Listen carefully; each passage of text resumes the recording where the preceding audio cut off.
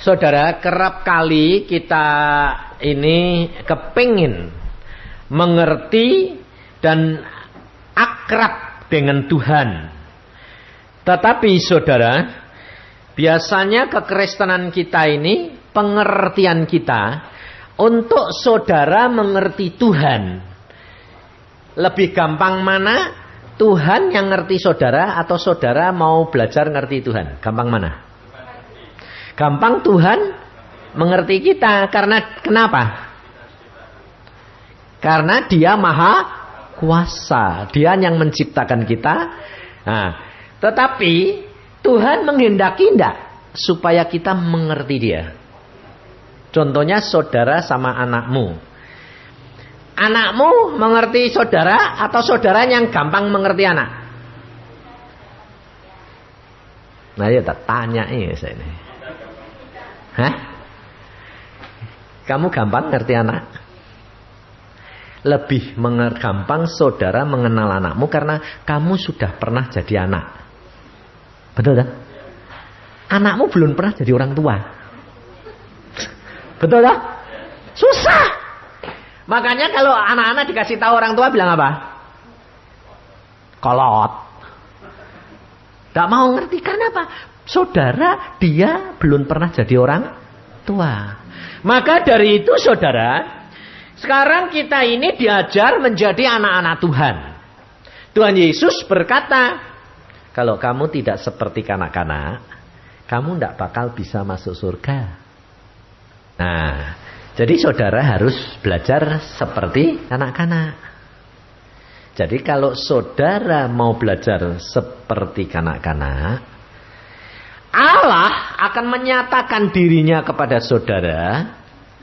Dan saudara harus mau mengerti. Ya toh?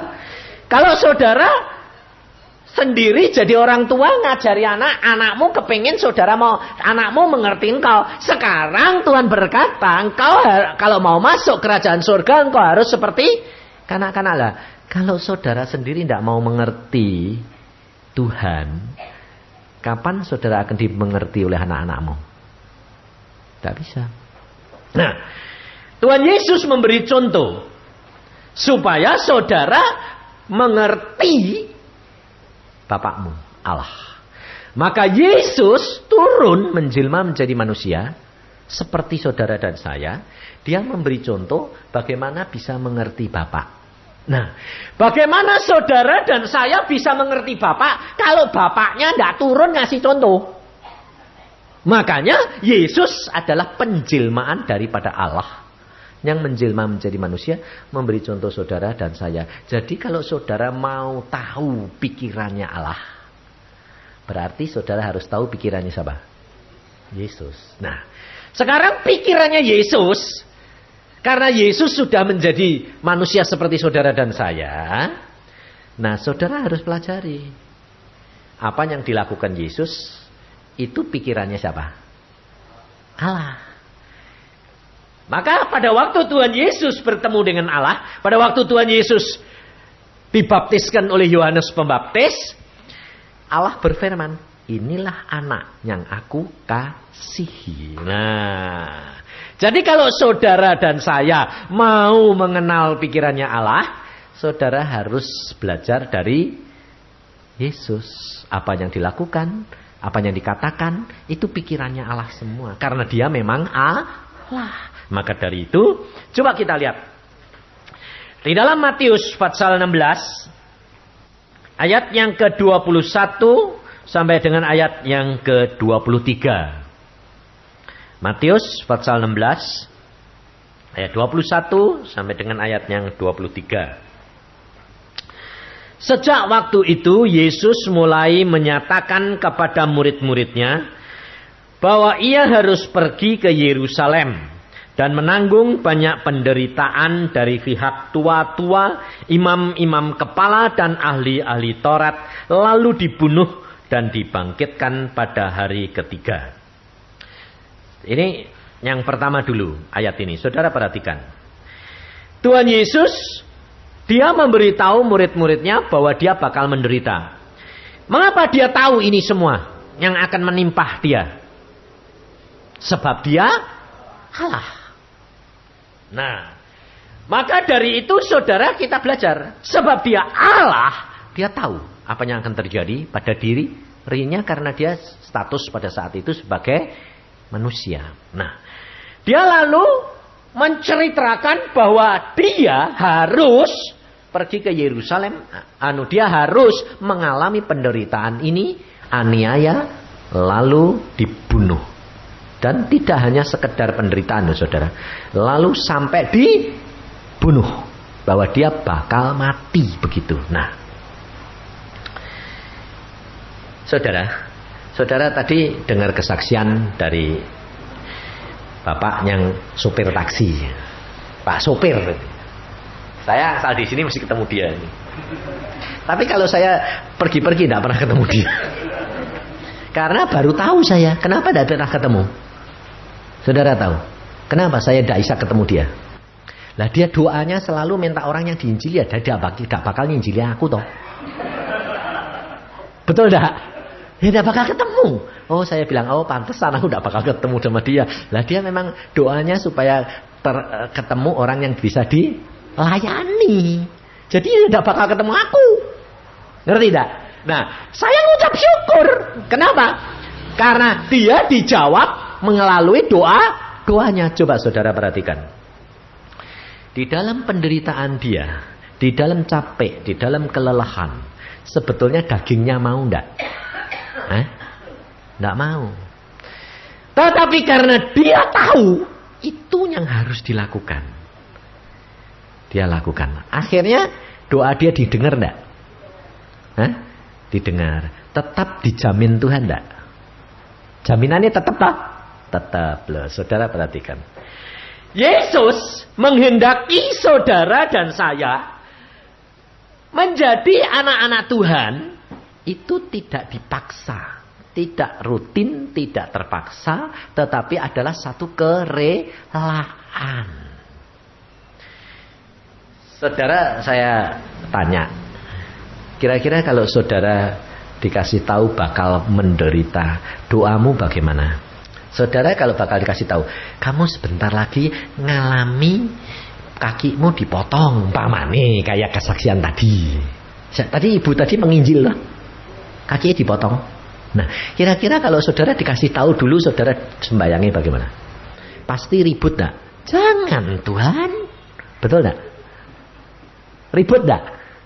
Nah, sekarang kalau Tuhan Yesus diberitahu bahwa dia bakal menderita, dibunuh, Tuhan Yesus ribut enggak? Nah, itu pikirannya siapa? Allah. Lah kalau kamu sembayang itu pikirannya siapa? Baca ayat selanjutnya. Ayat 22, yuk. Tetapi Petrus menarik Yesus ke samping dan menegur dia, mengatakannya, Tuhan, kiranya Allah menjauhkan hal itu. Hal itu sekali-kali tak akan menimpa engkau. Lah, kira-kira ini sama dengan pikiranmu enggak, saudara? Sama persis toh? Saya tanya, kalau kamu dikasih tahu kakimu bakal dipotong, nah, kamu pasti doamu persis kayak Petrus ini enggak? Tuhan, jangan dong, betul enggak? Betul enggak? Nah, sekarang jawabannya Tuhan Yesus ayat 23. Maka Yesus berpaling dan berkata kepada Petrus, "Enyahlah iblis." Loh, kok malah diusir? Wah, repot ini. Berarti selama ini kalau saudara sembahyang gitu itu benar apa salah? Salah. Yesus berkata apa? "Enyahlah iblis. Engkau suatu batu sandungan bagiku. Sebab engkau bukan memikirkan apa yang dipikirkan Allah, melainkan apa yang dipikirkan manusia." Saudara tahu, saudara salah? Enggak. Tetapi kalau saudara berdoa seperti yang dikatakan oleh Petrus, saudara bukan memikirkan pikirannya Allah, tapi saudara punya pikiran manusia. Makanya saudara tidak bakal dikasih tahu Tuhan apa yang akan terjadi pada dirimu. Sebab Allah tahu kamu masih berpikiran seperti pikirannya manusia. Nah, kamu mau ndak punya pikirannya Allah? Mau? Konsekuen? Loh betul lah. Jadi kalau kamu mau punya pikirannya Allah, pikirannya Yesus, kalau Yesus ngasih tahu kamu apa yang akan terjadi, kamu ngucap syukur ndak? Berani? Ini yang saya dengar cuma ketawa nih toh. Ketawa itu bukan berarti berani, bingung. Bingungnya ini apa? Wah ya ora enak apa gitu. Loh, saudara tahu. Kalau saudara dan saya mau belajar menjadi murid Yesus yang menyenangkan hatinya Bapak, kau harus belajar pikirannya Yesus. Saudara percaya enggak kalau Allah punya rencana itu baik? Pasti. Meskipun belum tentu enak. Ya dah? Allah jamin enggak? Segala kejadian dalam hidupmu Allah tahu enggak? Kenapa kamu ribut? Karena kamu kurang percaya. Saudara, saya baru pulang, baru datang dari Bandung. Hari Kamis itu saya baru pulang dari Jakarta. Jemaat di rumah cuma sehari. Datang lagi ke sini. Apa yang terjadi? Pulang-pulang anak saya ngomong gini, "Papa, tanah kita yang kita beli dulu itu loh 50 juta. Sekarang harganya sudah 200 juta. Sedang diurus." Anak saya bilang, "Apa? Tanah kita dibangun. Sing bangun siapa?" Tidak tahu. Waktu saya kemarin datang ke sana, "Loh Pak, kok tanah ini kok dibangun?" "Iya." "Yang bangun siapa?" "Jenderal." "Loh, dibangun Pak?" "Iya." "Kenapa?" "Loh, lah ini ada sertifikatnya itu Pak. Saya beli itu Pak." "Oh iya. Nah, kamu diantaranya ini. Ini ternyata tanah ini sudah diklaim milik jenderal. Sudah diajukan pada pemerintah karena ini sudah dari dulu diminta. Tapi kan belum keluar." "Belum, tapi sudah pasti dapat." Secara hukum menang mana? Menang yang punya sertifikat atau yang punya kuasa? Sertifikat. Tapi kenyataannya menang mana? Yang punya surat atau yang punya kuasa? Hilang enggak? Hilang. Tanah saya hilang. Berarti saya bakal kehilangan berapa? Hatinya ikut hilang enggak? Nah itu masalahnya sekarang. Saudara lihat, saya sedih atau atau tetap gembira? Kenapa? Aku tidak seorang diri, aku bersama dengan Yesus. Ngerti saudara? Segala perkara yang Allah biarkan terjadi, pasti Allah tuh punya maksud, betul tak? Maksudnya baik tak? Baik. Nah, kalau saudara kehilangan baru 200 juta saja sudah, aduh Tuhan. Loh, harga iman percayamu berapa? Nah, makanya saudara, jangan suka cuma ngomong gampang, alami. Saya kan selalu ngomong toh. Saya bilang, alami. Kalau kamu tidak ngalami, kamu tidak akan ngerti. Buat saya, uang segitu tuh gede. Betul tak? Uang saya tidak punya kayak segitu. Dulu beli itu maksudnya buat nanti dijual lagi, dibuat anak-anak. Bersayap. Tapi saya tidak terpengaruh. Karena apa? Anak saya bilang, "Pak, kok lucu ya Pak?" "Kenapa?" "Kok kita tidak jengkel ya Pak? Kita tidak marah ya Pak?" "Kamu rasain apa?" "Damai itu Pak." Nah, itu anak Tuhan. Kalau kamu hanya kehilangan harta benda, kamu sudah kehilangan damai sejahteramu. Itu bukan anak Tuhan. Itu pikirannya siapa? Manusia, bukan pikirannya Allah. Kalau pikiran Allah, dia tidak pernah terbatas. Aku adalah alfa, aku adalah omega, aku adalah yang permulaan, aku adalah yang akhir. Ada batasnya enggak? Lah, saudara percaya enggak bahwa harta benda Allah tidak terbatas di sana? Percaya? Nah, jadi masih bingung enggak? Mau punya pikirannya Allah? Nah, sekarang kita belajar. Nah, kalau pikirannya Allah, bagaimana? Saudara, kalau di sini dikatakan ada pikiran manusia, ada pikiran Allah. Saudara dan saya sekarang menjadi anak-anak Allah. Sekarang saudara, kalau ditanya anak-anak Tuhan loh. Nah, berarti kamu harus mulai belajar. Ngerti pikirannya bapakmu. Bapakmu itu sekarang Allah. Jadi kita harus mau belajar mengerti. Nah, kalau saudara sudah mau tahu, berarti saudara mesti baca Alkitab. Kalau kamu tidak baca Alkitab, berarti tidak mau usaha punya pikiran-pikirannya Allah. Anak-anak yang tidak mau nurut dan mengerti pikirannya bapaknya, tidak bakal dapat apa-apa. Kalau saudara dan saya sudah menjadi anak Tuhan, saudara tidak main-main. Kenapa? Kalau saudara belum kenal Tuhan, kamu main dengan dunia, kamu punya pikiran manusia dunia, itu biasa. Tetapi sejak kamu menjadi anak Tuhan, kamu harus mulai mengenal kepikiran Allah. Makanya tadi nyanyian bilang apa? Kamu tidak disuruh melakukan yang cemar, tapi harus yang kudus. Karena sejak itu kamu sudah menjadi anak Tuhan. Maka pikiran Allah engkau pelajari di dalam dirinya Tuhan Yesus. Kalau pikiran Allah, Allah itu kasih. Pikiran Allah adalah kasih. Nah, kasih itu menuntut atau memberi? Hah? Memberi. Kasih itu melayani, kasih itu memberi.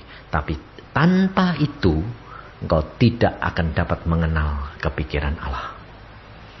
Yesus engkau perhatikan, dia memberi, dia melayani, dia berkorban. Untuk ini saudara, harus ada satu kunci buat saudara dan saya.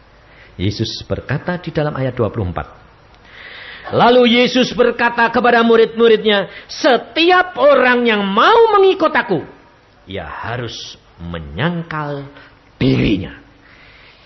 Ini yang utama. Ini yang utama. Menyangkal diri. Ini yang utama.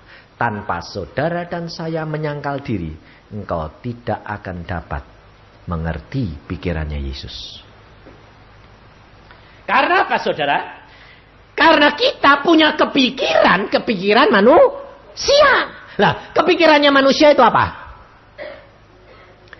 Egois. Ego.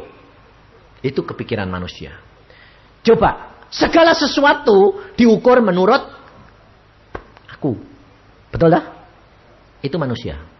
Kalau kepikiran Allah seperti kepikiran saudara dan saya, saudara bakal selamat dah? Tidak. Sebab diukur ukurannya Allah. Tidak bakal saudara bisa menggenapi Allah. Karena ukurannya dia terlalu besar.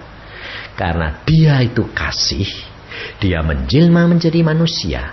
Ukurannya ukuran manusia. Maka Yesus berkata, kalau kamu mau mengikut aku, Yesus berkata, sangkal diri. Sangkal diri itu adalah rendah hati, saudara. Kalau saudara mau belajar, saudara merasa sudah bisa, kira-kira bakal masuk enggak pelajaran itu? Enggak. Contohnya, orang Kristen yang dilahirkan Kristen, sudah dari lahir Kristen. Injilin, nanti bilang apa? Kamu belum ada, aku sudah Kristen. Kamu belum lahir, aku sudah Kristen. Orang begitu pasti tidak bisa mengenal Yesus. Itu orang Farisi dan ahli Taurat. Kenapa? Karena orang ahli Taurat dan orang Farisi, dia tidak pernah mau merubah pikirannya. Dia selalu menanggapi firman menurut pikiran manusia, bukan pikirannya Allah. Nah, kenapa Tuhan Yesus di sini berkata pada waktu Petrus berkata, Tuhan, hal itu jangan sampai terjadi pada dirimu. Kalau Tuhan berkata, anyahlah iblis. Kenapa kok Tuhan ngusir setan nih? Apakah itu pikiran setan? Padahal ayat Alkitab berkata, kamu tidak memikirkan pikirannya Allah, tapi pikiran manusia. Tapi kenapa kok setan yang diusir? Saudara tahu cara kerjanya setan. Yesus itu memberi contoh luar biasa. Setan selalu menyodorkan pikiran saudara. Dia tahu enggak pikirannya manusia? Setan. Tahu enggak? Tahu. Dengan tindakan perbuatanmu itu dia tahu manusia ini semua egois. Nah, kalau manusia ini dibela, loh kelihatannya kasihan, belas kasihan, loh ya toh? Dibela seneng. Makanya Petrus dikasih pikiran sama setan. Kamu sayang enggak sama Yesus gurumu? Sayang. Kalau sayang, ngomong. Doakan. Jangan terjadi dong Tuhan.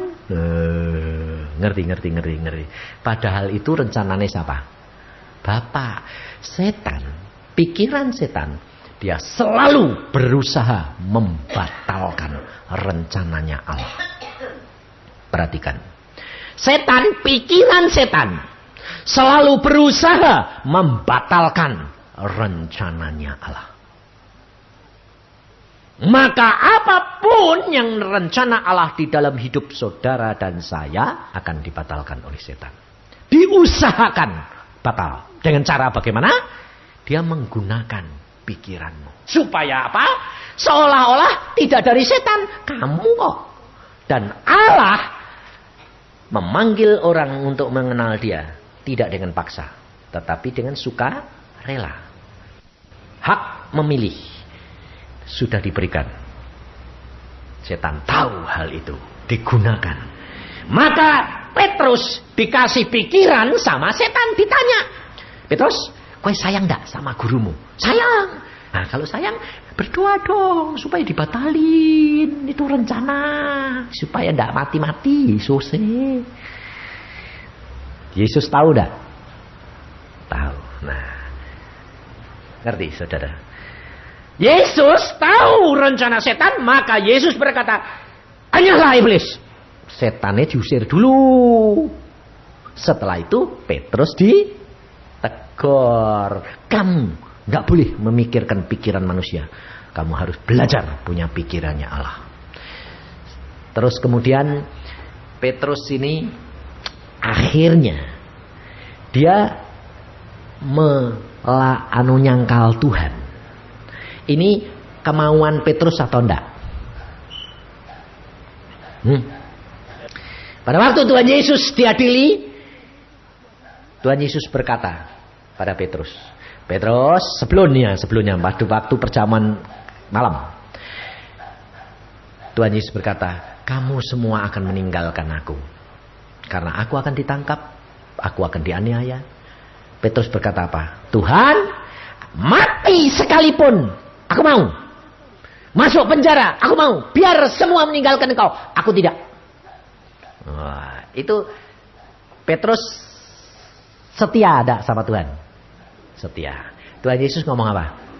Petrus, kamu mau mati untuk aku? Ya. Sebelum ayam berkokok malam ini, kamu menyangkal aku 2 kali. Enggak. Nah, sekarang saya tanya, Petrus itu nyangkal tuh rencananya siapa? Nah, iya gue. Itu pikiran manusia atau pikirannya Allah? Hah? Justru Petrus bilang, enggak. Itu pikirannya manusia. Petrus harus menyangkal pikirannya Allah. Kenapa? Sebab Tuhan Yesus tahu di dalam diri Petrus ada kesombongan. Dia merasa mampu segalanya. Dan untuk menaklukkan Petrus, Petrus harus menyangkal dia. Karena dengan menyangkal dia, segalanya. Dan untuk menaklukkan Petrus, Petrus harus menyangkal dia. Karena dengan menyangkal dia, Petrus nanti malu enggak? Malu. Tapi Yesus tetap mengasihi dia. Dia akan berani mati untuk Yesus. Ngerti saudara? Hah? Rencana Allah tahu. Kadang-kadang saudara tidak mau Tuhan. Tapi Tuhan berkata harus alamina. Alamina. Sebab Allah tahu apa yang terbaik untuk saudara. Allah lebih tahu mendidik kamu. Saudara kira saudara orang lembut. Lah baik. Ya ma, ya pak. Kelihatannya dalam hatimu penuh pemberontakan. Dan kamu yang berkata, aku mampu. Allah tahu untuk menjatuhkan kamu bagaimana. Tapi harus ada tumbalnya. Harus ada orang yang sedia jadi korban. Siapa? Yesus. Yesus tahu Petrus adalah batu karang yang dipilih oleh Allah. Tapi Petrus membutuhkan pemrosesan. Dihancurkan dulu. Baru dia nanti akan dapat menjadi bagian dari batu karang yang teguh itu. Batu-batu ini kalau tidak dihancurin, dicampur semen, tak ada artinya, saudara. Ya toh? Untuk jadi tembok yang kuat, batu itu harus dihancurkan. Dicampur sama pasir, semen. Saudara, rela enggak kalau kamu dibentuk oleh Tuhan?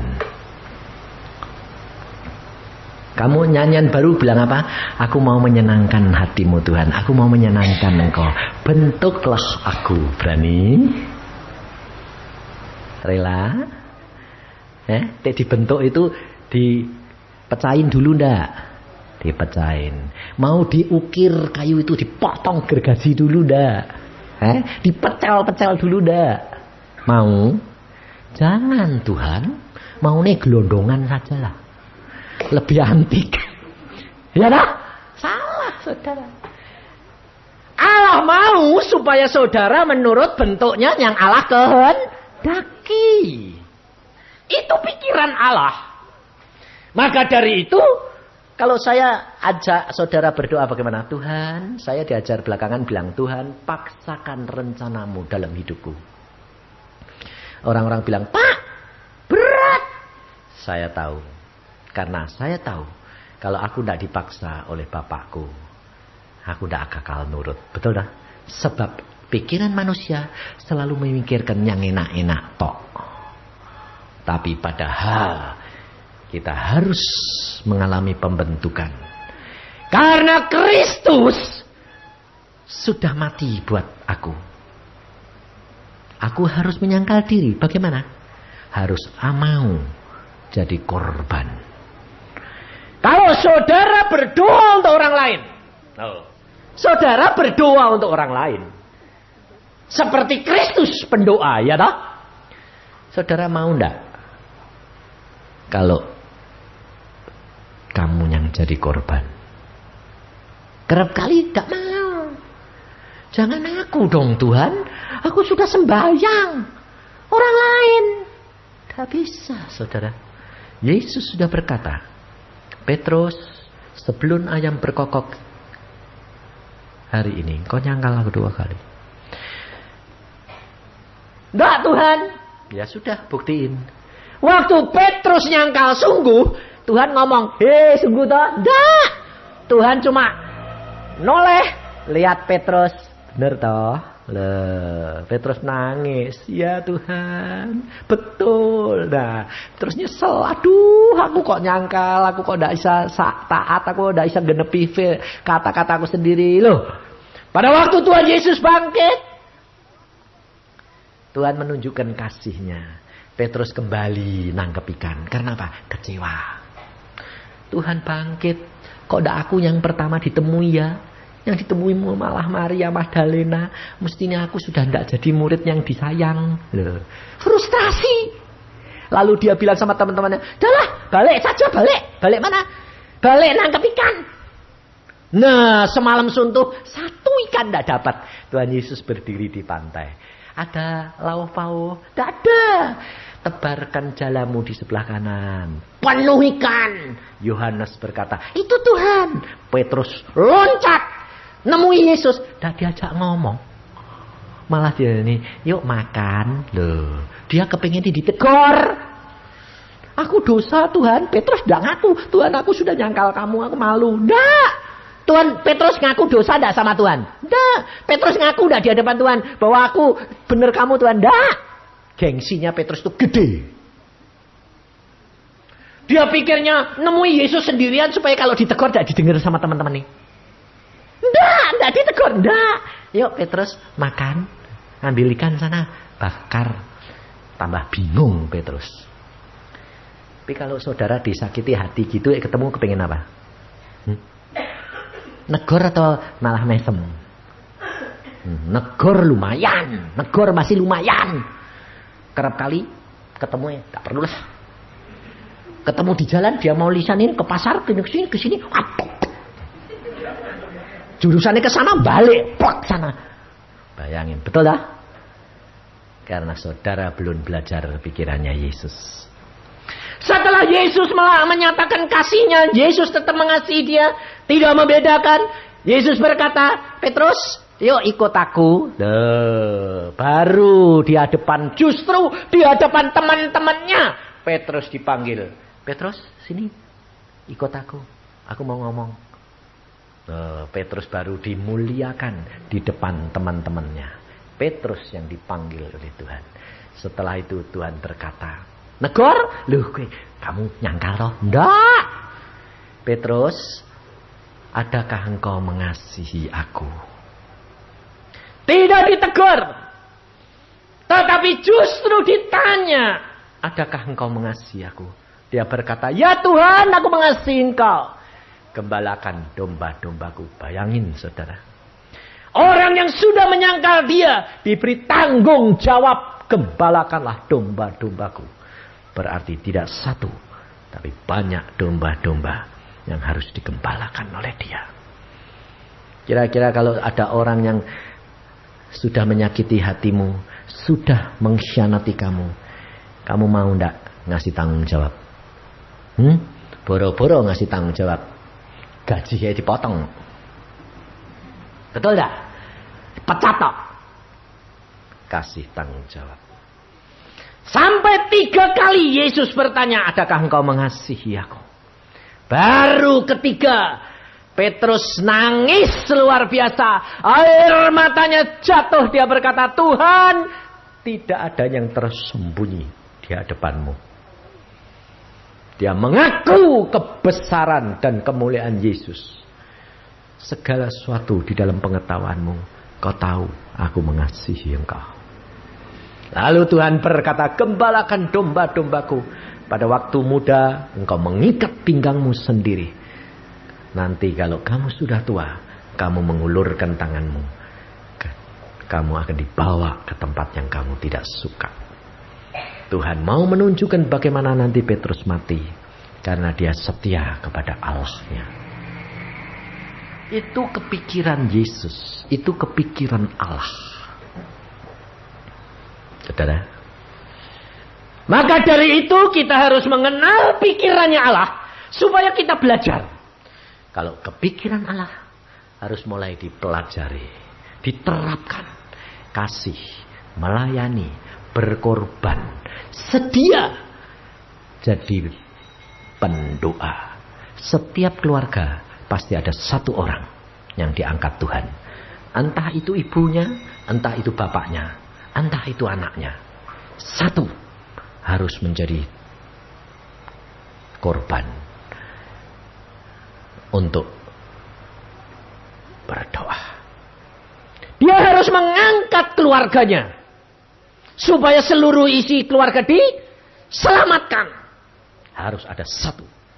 Dan kalau kamu sudah berdoa untuk anakmu, kamu sudah berdoa untuk orang tuamu, kamu sudah berdoa untuk istri atau suamimu dan anak-anakmu, jangan kaget kalau kamu malah dapat perlakuan yang gak enak.